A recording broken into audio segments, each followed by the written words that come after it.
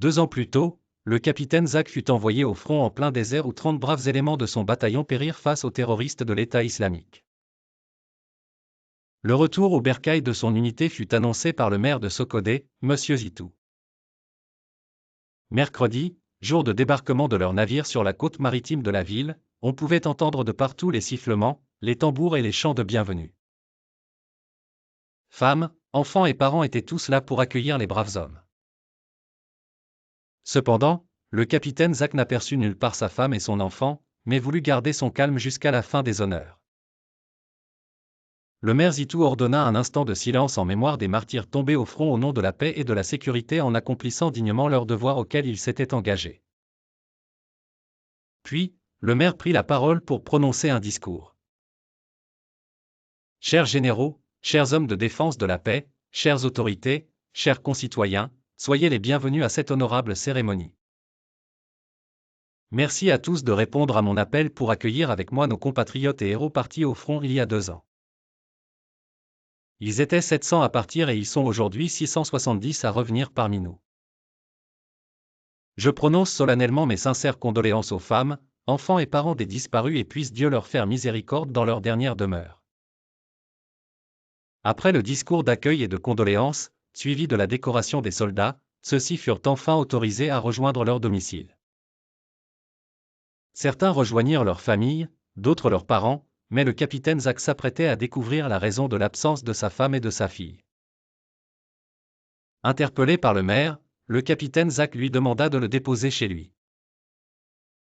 Le capitaine Zach déclina cette offre en expliquant qu'il souhaitait passer par le centre commercial pour acheter un cadeau à sa femme, Selma, et à sa fille, Zénab. Il y a 5 jours déjà qu'il n'arrivait plus à les joindre par téléphone. Leur absence à la cérémonie l'avait surpris. Ah d'accord, je mets ma voiture à votre disposition, mon chauffeur va vous y conduire. L'honneur est pour moi mais non je vous remercie pour votre aide répliqua le capitaine. Le capitaine Zach quand fut garé l'adjoint du maire Monsieur Albara. Alors mon vieil ami je vous dépose où s'il vous plaît? Aujourd'hui il n'y a pas de tarif au service rendu à nos héros. Monsieur Albara était le formateur en chef du capitaine au champ de tir du camp Nigou réputé dans sa formation aux tireurs d'élite. Monsieur Albara s'était reconverti en homme politique quelque temps après sa retraite. Il perdit les élections face au maire Zitou malgré ses contestations des résultats. Le maire étant soutenu par Hossein et Sabour, 2 hommes d'affaires antagonistes réputés de la ville de Sokodé.